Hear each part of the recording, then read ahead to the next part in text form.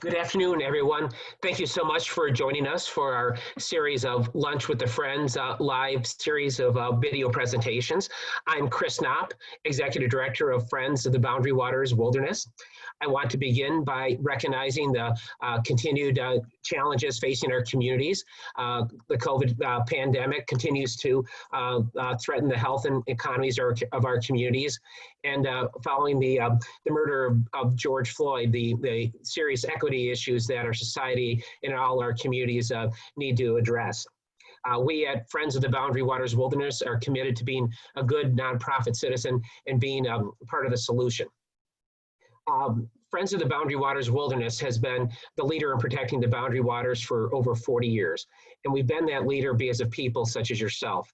We are at the heart of a people-based organization, and it is through your continued involvement and engagement with us and the important issues facing the boundary waters that we are a strong organization. Today, our work focuses on three areas: the wilderness, people, and community. For the wilderness, there are two mines and one threat that threaten the Boundary Waters Canoe Area wilderness. Those mines are twin metals and polymet, and the common threat is sulfide mining. Through lawsuits, legislation, and community action, we are defeating twin metals and polymet. For people, our No Boundaries to the Boundary Waters program connects people of all backgrounds to the Boundary Waters through classroom education and scholarships for wilderness canoe trips. And for community, we recognize that the communities that are gateways to the boundary waters, Ely, Grand Marais, and the others, and the wilderness itself have a shared future. And we are committed to making those communities stronger so that we can protect the wilderness. Today, we are very, very lucky to have as our presentation, photographing the boundary waters, tips, tricks, and stories with Ben Olson. We are Friends of the Boundary Waters Wilderness is proud to partner with Ben Olson, and his photographs have graced our newsletter for several recent issues here. Ben's work has also appeared at the Smithsonian Museum of Natural History, the Washington Post, among other publications. Ben's life is centered on the wilderness. He is committed to being a good steward of the wilderness. He follows very carefully the leave no trace principle. He adheres to minimum human contact with the wildlife that he photographs. He does not bait his photographs, and it has minimal post-photograph processing of his work. My co-host this afternoon is Li Vu. Li is a board member of Friends of the Boundary Waters Wilderness. She is also a distinguished photographer in her own right, and a distinguished paddler, having paddled many major rivers, including the length of the Mississippi River. A couple housekeeping matters before we begin here. At the bottom of your screen, if you move your cursor, you will see a Q&A tab and a chat tab. You can ask questions during Ben's presentation. Lee and I will try to answer those questions during their presentation, but questions that we can't answer, we'll have Ben answer following the presentation. Additionally, that chat function allows you to make statements or so that we can have a conversation throughout the course of the presentation. The presentation will last about 30 minutes, and then we'll have a Q&A and following that with Ben Olson for about 15 minutes or so. So I want to thank you, and thank you, Ben, for doing this for us. Take it away. Thanks. Well, hello guys, good afternoon. My name is Benjamin Olson. I am a conservation storyteller focused on documenting the impacts of climate change in northeastern Minnesota. My emphasis include forest succession and the spatial relationships between boreal endemic wildlife and non-endemic species to the boreal forest. Today I'm going to be talking to you about photographing in the boundary waters. I'm sure a lot of you already bring cameras with you on your trips. So I'm going to address how I overcome these challenges working remotely in the wilderness system. The first questions you want to ask yourself are, what do you want to photograph? And once you've defined that, what gear to bring? How are you going to keep it safe? And then I'll delve into some of my success stories or my own personal stories and experiences from my trips. So, what do you want to photograph? Do you want to photograph wildlife, landscapes, flowers, plants, fungi, stars, or all the above? Once you've defined this, it is easier to figure out the trip that you should plan to increase your successes. When I'm looking to photograph wildlife, I am generally looking at the ecosystems first and foremost. For loons, I'm looking for bodies of water that have emergent vegetation, secluded bays, areas where they can build nests and raise their chicks. For moose, I am looking for shallower bodies of water with both submergent and emergent vegetation, ones where they can wallow and feed. I'm also taking time of year into consideration when I'm choosing trips for wildlife. In my experience, especially with loons and moose, from time of ice off until end of June tends to be the best time. And there's multiple reasons for that. First and foremost is it is mating season or young rearing season. So moose tend to gravitate towards the water, to get away from the bugs, but cows also bring their calves there to keep them on islands or sedge, emergent sedge bogs to help protect the calves from predators as they feed.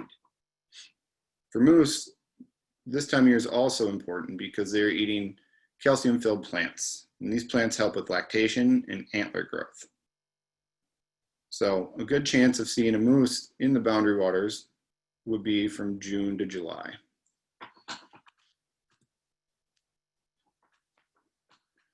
If you want to do landscapes, I tend to look at topographic maps, look at lakes that have elevation, islands, potential overlooks. And then I'm choosing my route based on that. And I also incorporate seasonality into that. So, early in the summer, it can be a little rough being in the field, chasing landscapes and wildlife. The sun rises at about 5 a.m. It doesn't set until shortly after 9. So that makes for long days in the field. But when it comes to landscapes, I tend to find I'm a little bit more relaxed. You can predict the light. You can predict how it's going to play off of the landscape, such as this image. Based on the direction the sun was setting, I knew that the sun would illuminate this island and cast shadow on the distant shorelines, providing that separation there. And a lot of this is just a matter of watching light and studying it and how it plays off the landscape over time. Once you hone that skill, you can better predict just from aerial imagery, satellite imagery, or topographic maps, how a landscape's going to translate or transform visually as the light changes. For those of you that are into flowers and the smaller things in life, do you want to do a trip focused on macro photography? Do you want to chase the orchids that you can find in the boundary waters? If this is the case, I would recommend researching the flower species or the fungi species or amphibians, insects, and figure out the best habitat that you're going to find these in. A lot of the orchids I'm finding in cedar swamps or dry exposed black spruce areas. It varies from species to species. But again, I am planning my trips largely around the blooming season. And there's a commonality in wildlife and orchids. And both of those prime season tends to be spring to early summer. So as most of you know that have been in the boundary waters, this is also prime season for bugs. So I would highly recommend always bringing a bug jacket or a bug shirt. I choose to wear these over bug spray, especially when photographing wildlife, to eliminate scent that the animals can sense. I also do it because I am out in the buggy season almost the whole season, and I want to avoid putting DEET on my body multiple times a day. Or a lot of you go there for the clear skies at night. You may want to photograph the stars, or if you're lucky, the northern lights. If this is your main goal, I always recommend going earlier in the season. And this is because your days are shorter. And shorter days are important, especially when it comes to northern lights, to increasing your chance of actually seeing them display over the lakes. The most crucial thing with photographing stars is making sure you have the proper supportive equipment. So tripods, most important. But I will get more into gear and what I bring and what I recommend using here shortly. Or if you're like me, you want to be opportunistic and photograph everything that presents itself. I do this for the spontaneity of it all. When I find myself on a mission of solely capturing one thing, I tend to find myself getting bored and burnt out, especially on a trip in the Boundary Waters where the days are long and I'm in the field all day long. So I choose to chase wildlife, landscapes, flowers, abstracts, and other plant species. And this is because there's always something to photograph and always something to admire, even from camp. So, what gear should you bring?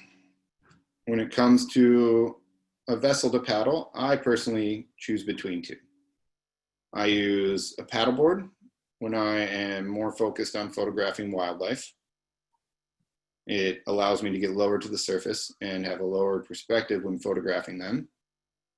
It's also a little bit more risky in terms of exposing your gear to the water.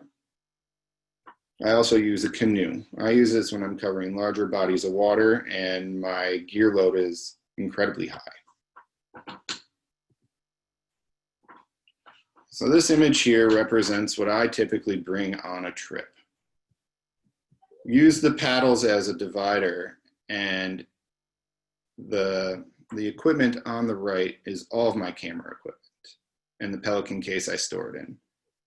Everything else on the left is what I would typically bring for a standard Boundary Waters trip. So I'm going to talk to you about what camera should you bring, or if you don't have one, what cameras are good options. I'll talk to you about the lenses I use, lenses that are good for purchasing, and then I'll talk to you about how I support and protect my equipment as well. On top of that, I will also go over how I extend battery life in the field, what I do about image storage since I can't dump the images, and my recommended ways of cleaning lenses because they do get dirty when you're in the field for extended periods of time. So, which camera is best for me? I personally use digital SLRs. The technology has been around the longest in the digital era. They are comparable to what you would use in a darkroom class in high school, except digital. They're durable, they're weather sealed. They have the biggest lens selection, which is great because it's also easy to find those lenses used. The downside is they are bulky and noisy. Mirrorless is a newer trend in the digital world. So very similar to the digital SLR, except they're much more compact. They have silent shooting modes. They still have interchangeable lenses. And more often than not, there are digital SLR lenses that can be adapted to mirrorless bodies. The downside being is the weather sealing's generally not as good, and it has high battery consumption. And that's because when you look through the viewfinder, it is electronic. It is a digital screen that is displaying the image that you are going to take. So this drains batteries pretty rapidly. And up until a few years ago, I wouldn't have even considered my smartphone an option. But that technology has rapidly evolved, and they're compact, they're quiet. You can get great third-party lenses that adapt to the phones. They're great for taking video, but they are the least versatile in my opinion. You are still fairly limited to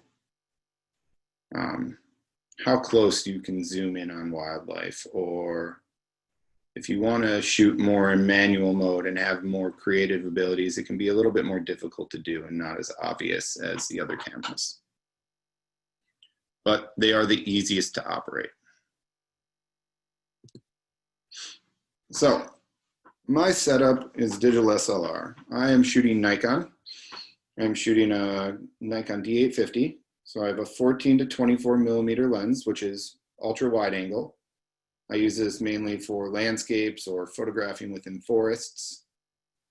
I have an ultra wide 15 millimeter macro.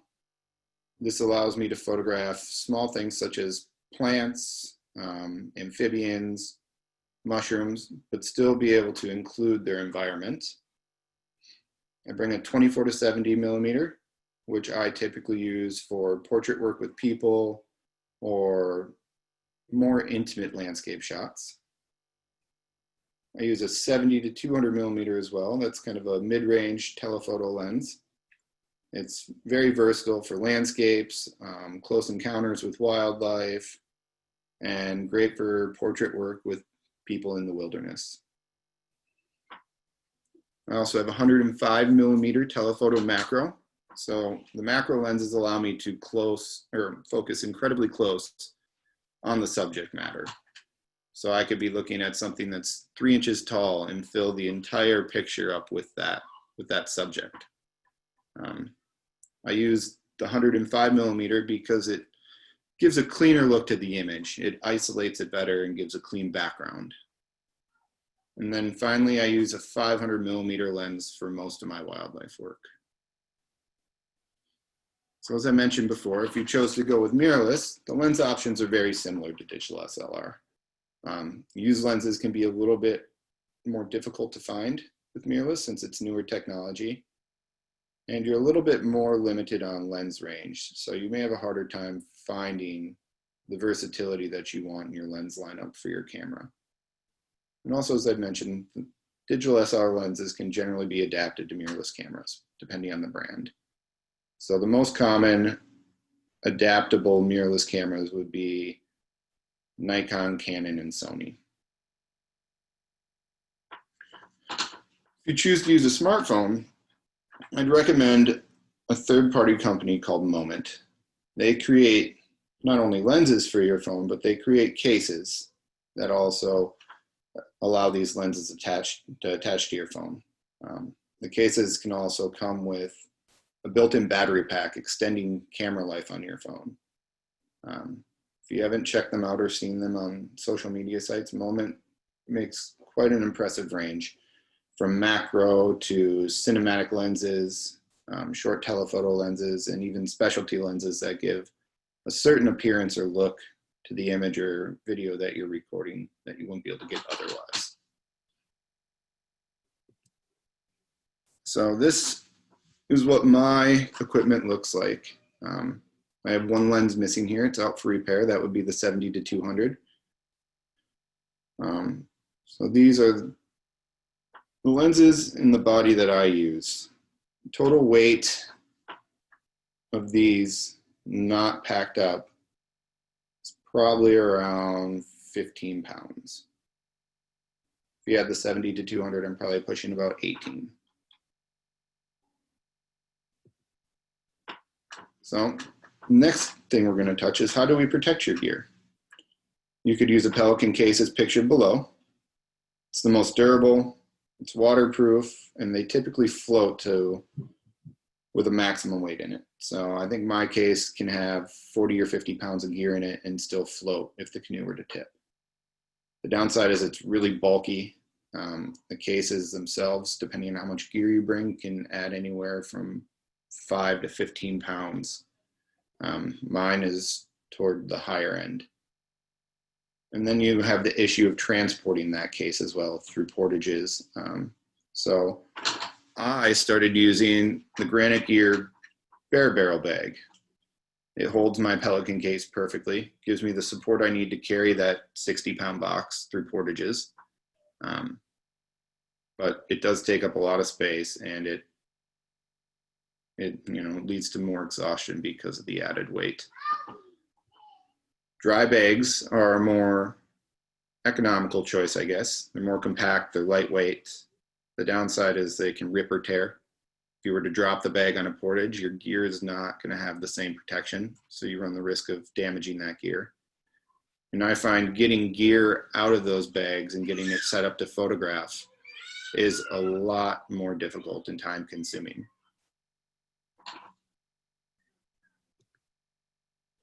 So I'll only touch briefly on camera settings.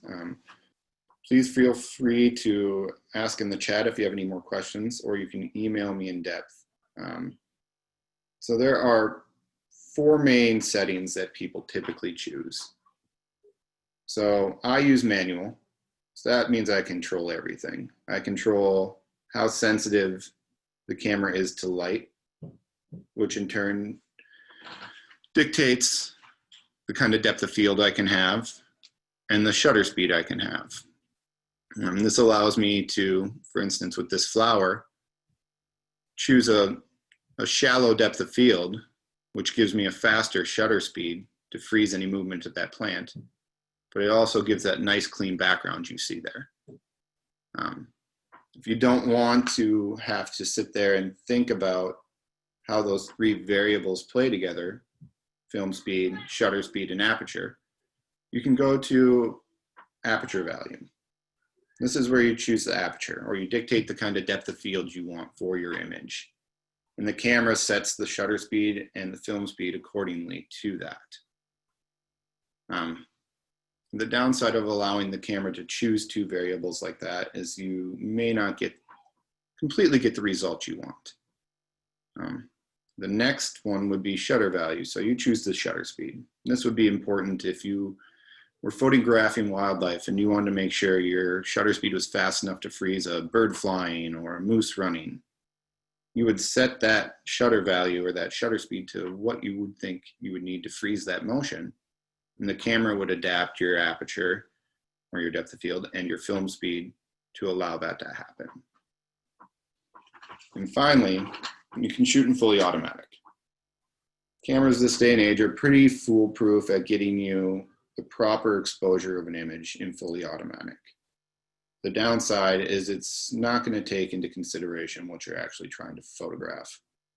So if you're photographing something that's moving rapidly and you put it in automatic, there's a possibility that it's not going to give you the shutter speed to freeze that motion. Or if you want something with a shallow depth of field, the camera may not give you the aperture you need to do that. So again, please, if you have any questions, don't hesitate to reach out, and I'm more than willing to go through how these variables play together and helping you learn how to manually expose your camera properly.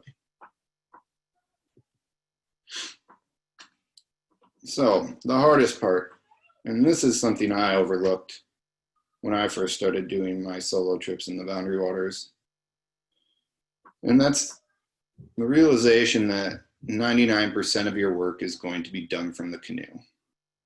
While having a tripod is important, I have found that the majority of the time I don't have the ability to actually get out and set up a tripod when I find a composition or a subject I want to photograph. I usually have to adapt on the moment and shoot from the canoe. And as I've gotten more comfortable doing that, that's also allowed me to make some poor decisions, such as standing up in the canoe to get a higher perspective for a landscape, or leaning over the edge of the canoe to get the camera lower to the water. I apologize for my children screaming in the background. So I think it's wise to go into this with the consideration that there's always an inherent risk of your cameras getting wet or damaged because you are working in an aquatic environment. And if possible, I'd recommend having any gear insured on these trips. Even iPhones. I've broken 3 iPhones in the Boundary Waters unintentionally by dropping them in the water or leaving a pocket open on a raincoat. And a lot of times you can put your gear on a rider on your homeowner insurance so that it's covered for that trip. So I do have other alternatives for strictly gear insurance for those of you that are interested, and I'd be more than willing to give you recommendations. So, as with most people looking for wildlife, including myself, one of my main goals was chasing moose in the Boundary Waters. It's honestly the reason I did my first solo trip.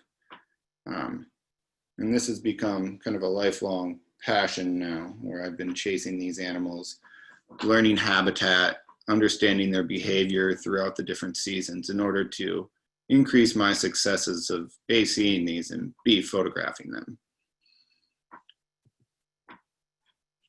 So in the spring months, as I mentioned, they're more attracted to water for the safety of calves and to get away from the annoyance of biting insects. So I started doing research on the wallowing ponds, the shallow lakes and wetlands that they use to feed. And I started to notice that there was corridors typically between adjacent wetlands, usually bogs. In this case, a sedge bog. This particular image was taken by a remote camera trap that I had left out in the field for a month. So by understanding the habitat that they need during the different seasons, you can align your trip to increase your chances of success. So for summer months up until July, I would say choose boggy lakes that are shallow with emergent vegetation. And if you're seeing moose, I'd recommend staying there if that's what you want to photograph. Moose's ranges are pretty small when they've found a good chunk of habitat to forage. So chances are, if you see them in a lake on a trip and you wait it out, you will likely see them again if you're willing to get up before sunrise and stay out after sunset. In the winter months, I would recommend going to areas of disturbance. So blowdowns, fires, areas where the vegetation is 4 to 7 feet tall. In the winter months, they're going to use this as browse. They're going to feed on the young twigs and the buds, and it increases your chances of actually seeing them in the winter months. So a good place to look for moose, especially in the spring, is beaver ponds. Beaver ponds are often shallow enough for the moose to find food, but the beaver dam itself also acts as a wildlife corridor. It provides a path of least resistance for these animals to move across the landscape instead of having to go around. Beaver dams are good for all sorts of wildlife: bears, wolves, lynx, bobcat. So if you're willing to sit down and wait like I did here, chances are you're going to see something eventually. On this particular morning, I saw this cow, or not this cow, a different cow feeding in here. After about 10-15 minutes, she got out of this pond and went into the adjacent shoreline. There was a stand of young red pines there. Within a few minutes, she popped back out and began to call. Twin calves got up that were laying in the sedges, swam across the pond and went to their mother and disappeared into the forest. I kid you not, within 5 minutes later, another cow on the opposing shoreline came out into this beaver pond with twin calves again. I spent another 20 minutes photographing this cow with her twins, and I realized that these little honey holes, these little beaver ponds, are often just a wildlife mecca, and I've seen that from camera traps as well. So a lot of times when I'm working beaver ponds, I am seeing moose in there consistently. So multiple animals are generally using these areas at once. Let's say the second most iconic and desirable animal that people want to photograph are loons. I mean, who doesn't long to hear the call of the loon during the summer months and spring months once the ice is off the lakes? Not to mention they're incredibly beautiful. So with loons, this became another one of my passion projects. I actually had a great encounter that same first solo trip that I saw my first moose, and I became hooked. I became interested in nesting behavior, good lakes to find chicks on, to see chicks riding the parents' backs. And all I have to say is that if you want loons, I would choose smaller bodies of water. You're looking for lakes that I would say are a minimum of a half-mile long. They have dense bones, so they can't get up and fly like ducks can. They need a runway. Emergent vegetation, whether that be leatherleaf of a black spruce bog or sedges coming to the lake, they need emergent vegetation to build nests on. They need to be able to dive off of their nests into relatively deep water, I'd say at least 2 feet.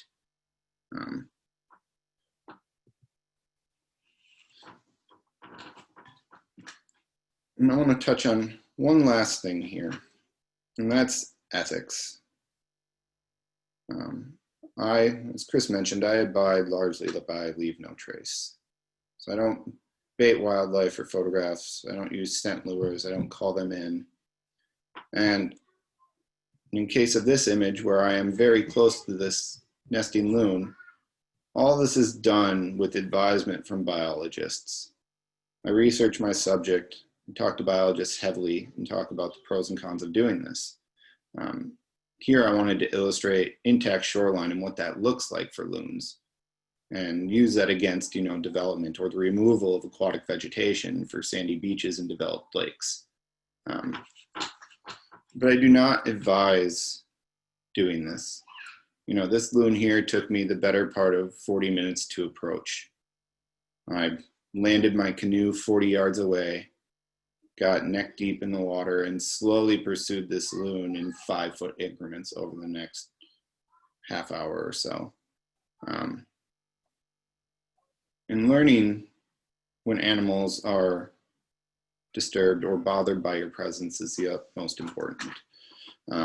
So with loons, they'll typically lower their heads when they're on a nest, or if you're too close when they're on the water, they'll flap their wings, or they'll begin to yodel. There are signs that they make that they're telling you that they don't like you there. And with this instance, my approach was so slow that I never had any of those warning signs. Had I would have backed off and left immediately. I never want to risk flushing an animal off a nest or scaring them out of the pond that they're feeding in. My goal is to get them to accept my presence so I can increase the time I have with them in the field. Because that's the only way I'm actually able to get the kind of pictures I envision, the pictures that can tell stories or can aid in conservation. And it's especially important to practice good ethics when there's babies involved. Parents are already heightened and stressed. The last thing you want them to do is, abandon the young or exhibit extreme amount of energy trying to get away from you. So, with that said, I am doing a massive project in northern Minnesota with the cooperation of Superior National Forest, Beltrami Island State Forest, Friends of the Boundary Waters, and many other partners. I'm looking at documenting how our boreal forests are changing over time. So I've invested my life into this and will continue to do so. So a big component is using time-lapse cameras to document how our forests are changing over time. So I'll look at different forest types. I'll look at logged areas, sites of major disturbance such as blowdown or fire, and document how these forests are changing as our climate continually changes.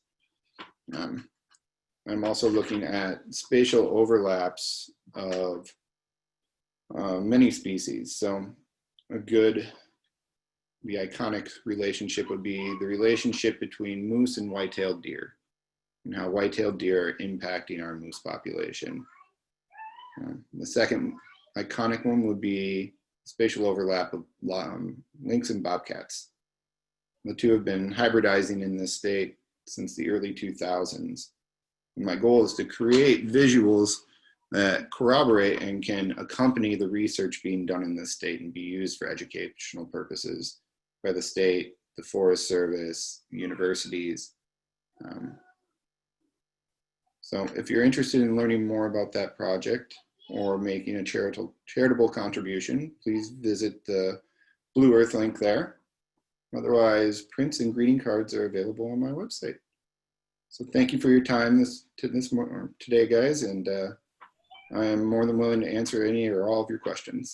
Thank you.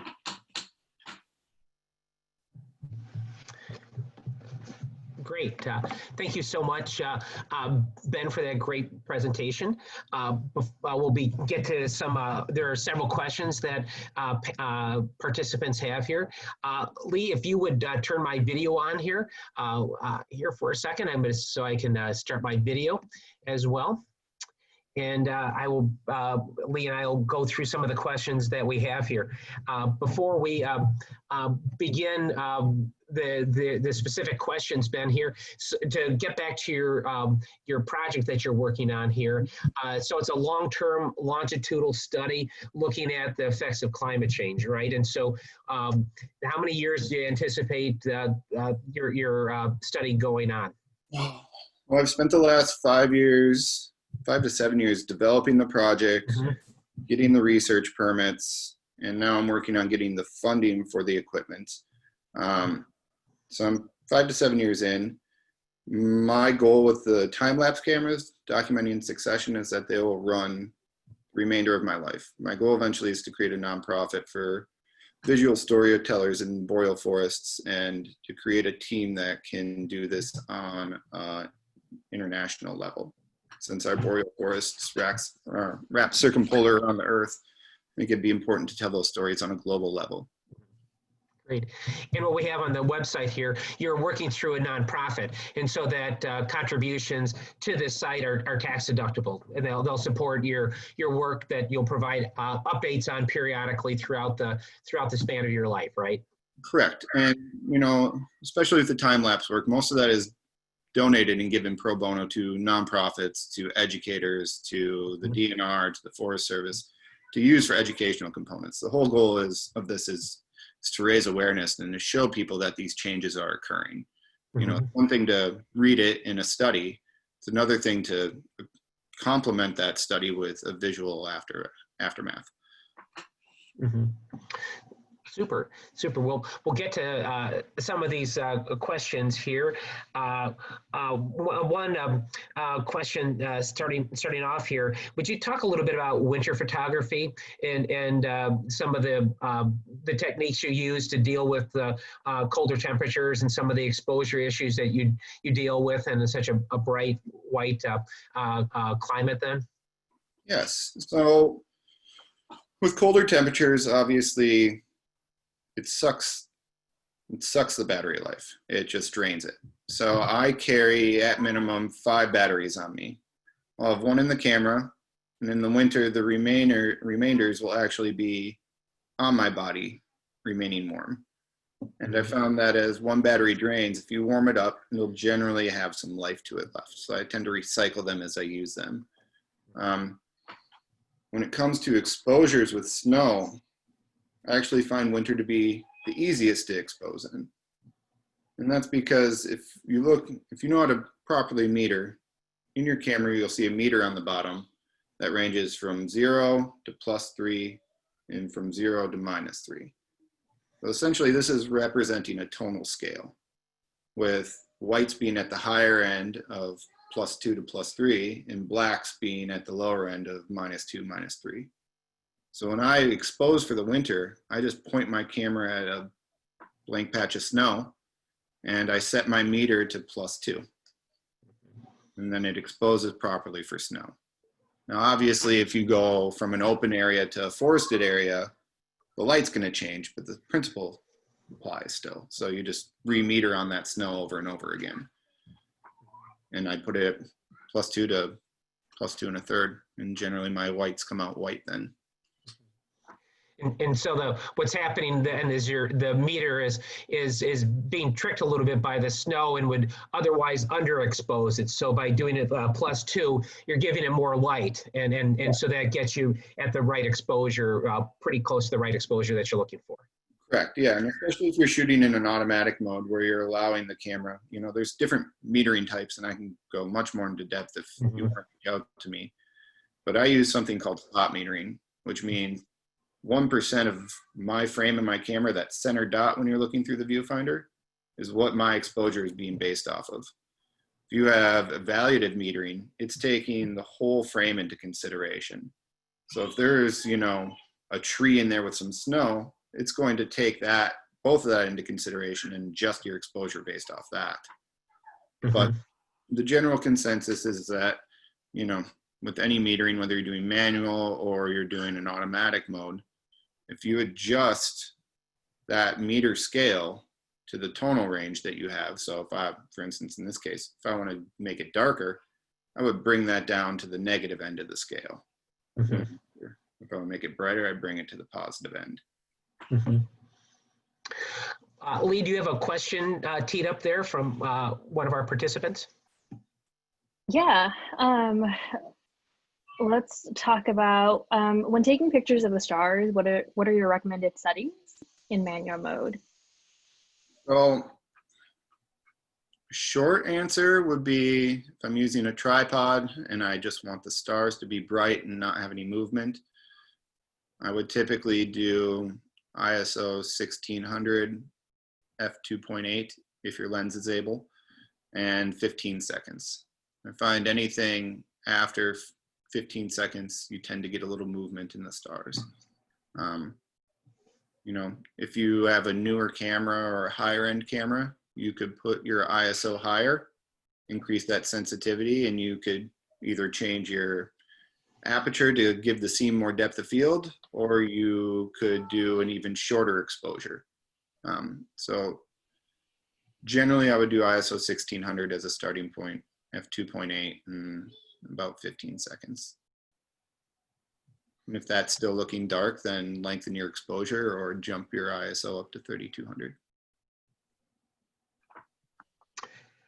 Then after you get images, what's your view on the sort of post-photography manipulation of the images?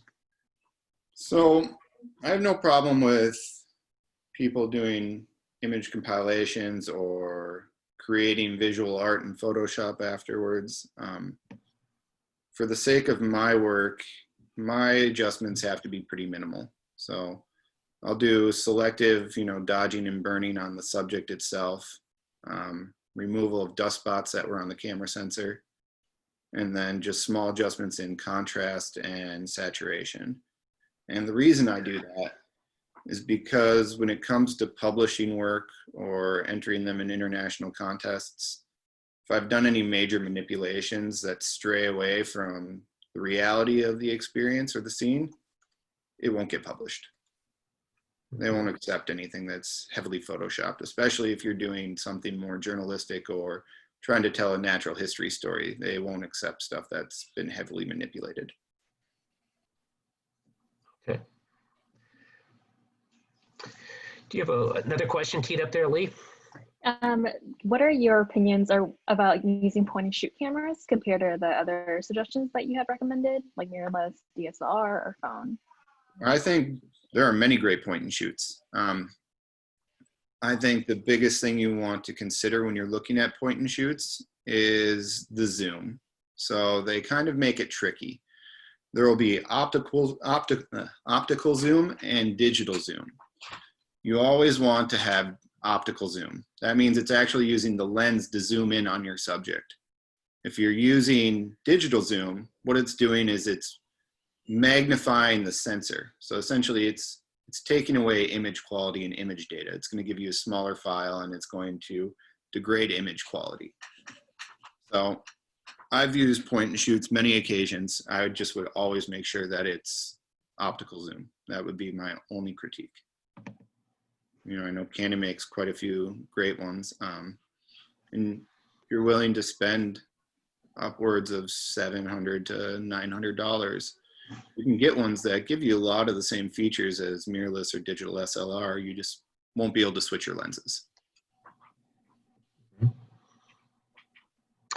And, looking at some filters, do you use a polarizing filter or neutral density filter in your work? I use both, and it's dependent upon what I'm doing.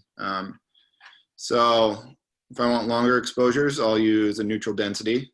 It's basically an opaque filter that just cuts the amount of light that actually gets to the sensor or to the film. I use those seldomly. What I use more is what's called a graduated neutral density filter. So it goes from clear to dark.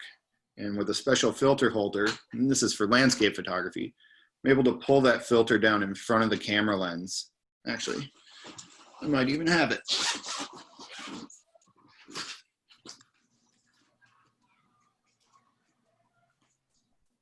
So what I can do with landscapes is I can pull this down along the horizon. I can change the orientation, and it will selectively darken the sky, kind of equalizing that exposure of the foreground in the bright sky.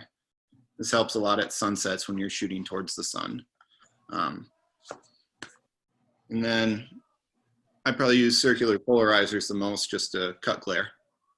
I use it a lot on plants. I don't like to use it on water as much. I like to retain that texture in water, especially when I'm trying to capture subtle motion in it. You know, it gives more detail to it. Yeah, the next question is, are there ever certain situations where you purposely under or overexpose the shot? Absolutely. Trying to think of one off the top of my head. Okay, so if I'm shooting an animal backlit, let's say I'm photographing a loon with the sun behind it, you'll notice it creates kind of a halo around the animal. And I want that highlight detail to be properly exposed. So I'll underexpose the entire scene, which means it drops the background to black. And all I'm really getting is subtle shadow detail in the animal, and then a nice bright rim around the animal. There's probably an example in there actually in this presentation. I'll go back here. Just that.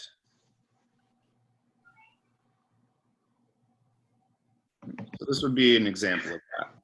And then, you know, in post-processing, you can go in and lightly brighten up the animal if needed. But the nice thing too, when you shoot backlit like that and underexposed, when you have highlights on the water like that, when they're out of focus, they make all these out of focus orbs in the foreground, which can be really kind of aesthetically pleasing.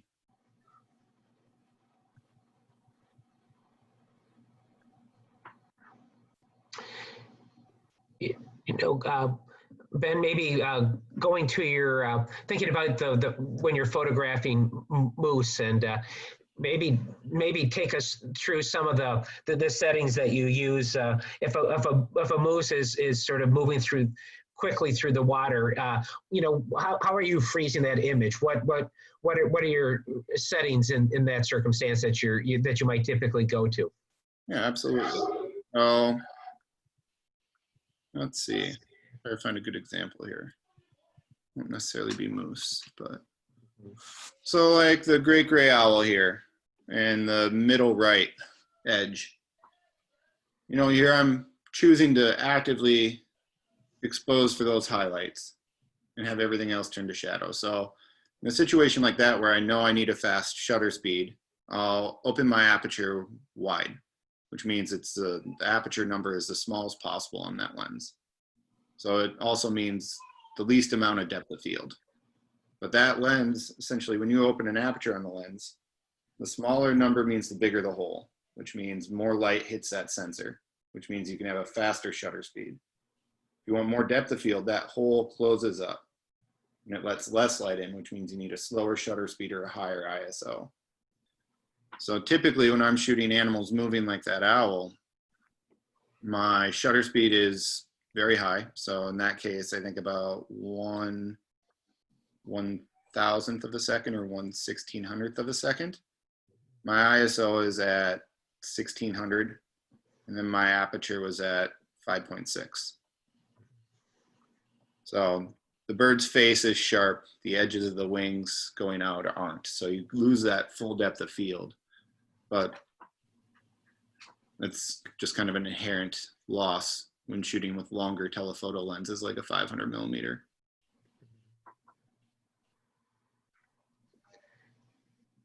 Do you have another What was- question there, Lee? Yeah. Yeah, go what ahead. was the lens that you used to shoot the moose and the two cows on the beaver pond photo?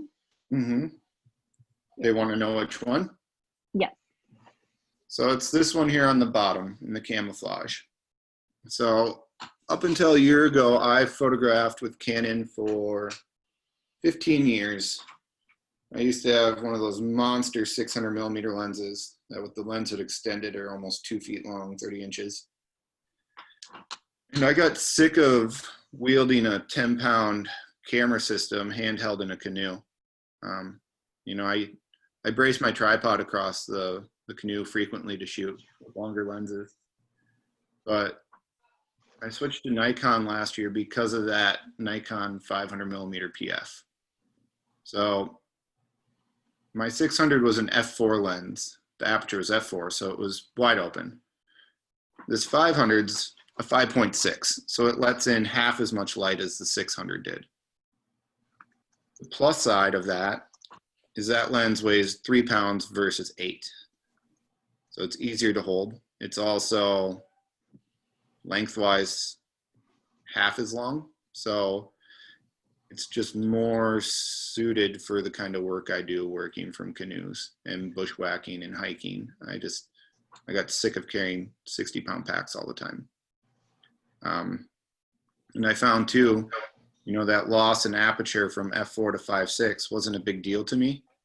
Because when I'm photographing wildlife, I'm usually stopping down to 5.6 to get enough depth of field on the animal when I'm working close.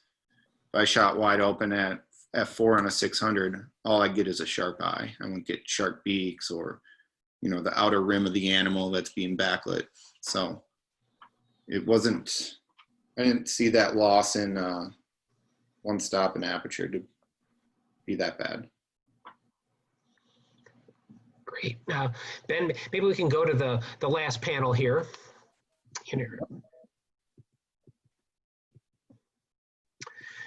Great, and Ben, thank you so much for this great presentation. For everyone on the line, Ben is available by email to answer those questions here. Thank you, Lee, so much for being a co-host this afternoon and for all the work you've done to help us to get ready for these webinars here.